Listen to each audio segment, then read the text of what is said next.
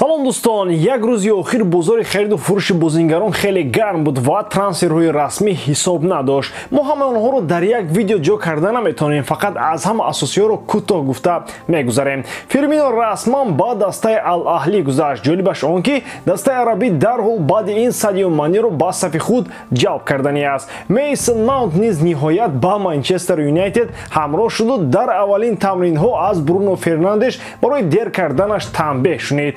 Барселона аз Атлетик Билбао ҳимоятгари 32-сола Эниго Мартинесро ба сафи худ ҷалб кард. Чун ҳамеша таомпулии бозингари нави худро маблағи кайҳонии 400 миллион евро муқаррар кард. Интер аз Сассуоло Фратези ном бозингаро аренда гирифт. Баъд аз анҷом муҳлати иҷора дастаи шаҳри Милан бо маблағи 27 миллион евро ин футболбозро метавонад пурра харидорӣ намояд. Акнун мегузарем ба хабарҳои дигар бо шарҳи пурратар.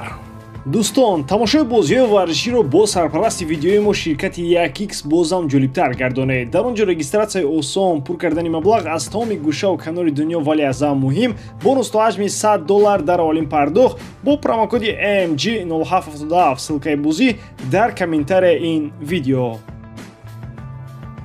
дар Туркия чеҳраи нав бо номи Арда пайдо шуд. Ардаи қаблӣ ки Туран буд, сараввал дар Атлетико худӣ шуд ва ба яке аз беҳтарин бозингарон табдил ёфт ва пасон бошад ба Барселона рафта он ҷо аз футболи бузург берун монд. Акнун ҳамноми ӯ Арда Гюлер дар маркази таваҷҷӯҳи дастои топи Испания қарор дорад. Бозингари номбурда танҳо 18 сол дорад ва дар хатти нимҳимоя бозӣ мекунад. Ӯ то ҳамин дам дар дастаи Фенербахче бозӣ мекард. Аслан сараввал барои Гюлер фаворити асосии дастаи Барселона ба ҳисоб мерафт. онҳо аз нимаи мавсим барои ин бозингар даъводау доштанд ва тавонистанд ба намояндаҳо баромада ҷиҳати ҷалб кардани ӯ ваъдаҳои зиёд бидиҳанд. Аммо аҷоибии кор дар ҳамин аст ки Арда дар ниҳоят гузаштан ба Реалро интихоб кард. ӯ ба проекти Барселона бовар надорад ва мехоҳад карьерашро дар Реал Мадрид идома диҳад. тибқи хабарҳо, бозингари мазкур бо Реал Мадрид то соли 2025 шартномаи ҳамкорӣ ба имзо мерасонад. пули тавони ӯро Реал Мадрид 17.5 миллион евро хоҳад кард. Фабрицио Романо хабар медиҳад ки дастаи шаҳри Мадрид аз Барселона дида пули бештар ба Фенербахче медиҳад то трансфери ин футболбоз кафолати пурра дошта бошад. мо то охир дарк карда наметавонем ки ин футболбоз ба чӣ қодир буда метавонад. оё ӯ воқеан ҳам ба он ҳама таърифҳо меарзад? чунон менамояд ки дар ояндаи наздика мо маҳорати ин футболбозро ба пуррагӣ дарк карда наметавонем. ӯ ба Реал ҳам биёяд, сараввал дар Кастилия бозӣ хоҳад кард ва баъдан ба дастаи якум даъвати худро пайдо мекунад. якбора Анчелоти Арда Гюлерро ба майдон нахоҳад овард. дар хатти нимҳимояи Реал айни замон аз ӯ беҳтарҳо зиёданд. аммо факти он ки Реал аз таги бинии Барса Гюлерро гирифта ба Мадрид бурд, писанди мухлисони Реал Мадрид аст. Хари Кейн бозингари дастаи Бавария мешавад. гуфтушунидҳои ду ҷониб то рафт ҷиддӣ шуда истоданд. хабарҳои охирин дар ин маврид мегӯянд, ин футболбоз мехоҳад дастаи Тоттенхемро тарк намояд ва тими нави ӯ метавонад Бавария шавад. мулкдори Тоттенхем Даниэл Леви нақшаи фурӯхтани Кейнро то тамом шудани муҳлати шартномааш надорад. қарордоди кунунии бозингари англис тобистони соли 2024 ба анҷом мерасад. яъне ӯ бояд боз як мавсими дигар дар Тоттенхем бозӣ кунад. гуфта мешавад ки агар ҳамин тобистон Бавария Кейнро гирифта натавонад, пас диққат ба ӯ гум мешавад. то тамом шудани шартнома Кейн 30 сола мешавад. дар ин сину сол мюнхениҳо намехоҳанд ин футболбозро ба сафи худ ҷалб намоянд. айни замон ҳам на ҳама дар Бавария аз таваҷҷӯҳи даста ба Кейн розӣ ҳастанд. тарафдорони навовардани Кейн рафтани Садио Манеро ба Бавария мисол меёранд ки аз бозиаш дида мушкилиҳояш бештар шуданд. наразидани таҷрибаи бозӣ берун аз Англия ба Кейн метавонад барои Бавария маънои сарфи беҳудаи пул ва вақт бошад.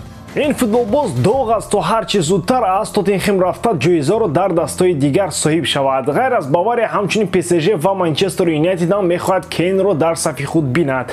манкуниянҳо дар ин самт корро аллакай шурӯъ карданд ва метавонанд муваффақ шаванд. PSG барои харид кардани Кейн омода аст ки ба хазинаи Тоттенхем 100 миллион евро бидиҳад.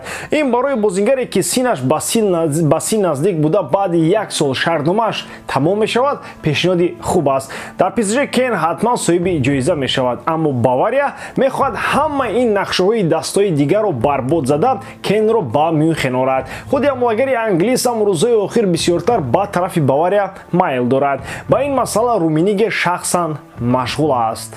гузариши Деклан Райс ба Арсенал ба гуфтаи Фабрицио Романо аллакай here we go шуд, яъне ин трансфер аллакай 99% ҳал шудааст. Арсенал барои ин бозингар 100 миллион ва 5 миллиони дигар ҳамчун бонус пардохт мекунад. Биёед андаке андеша кунем, чаро бозингари мазкур метавонад ба Арсенал дар кор бошад. Якумаш он ки яке аз футболбозони беҳтарини дастаи Арсенал Гранит Джака аз дастаи лондонӣ аллакай мардакӣ рафтагӣ гӯем хато нахоҳад буд. Дар замони берун аз Лигаи Чемпионии дастаи шаҳри Лондон Джака яке аз беҳтарин ва муҳимтаринҳо дар Арсенал буд, ва аммо дар замони Лигаи Чемпионии Арсенал ӯ шояд дар даста набошад.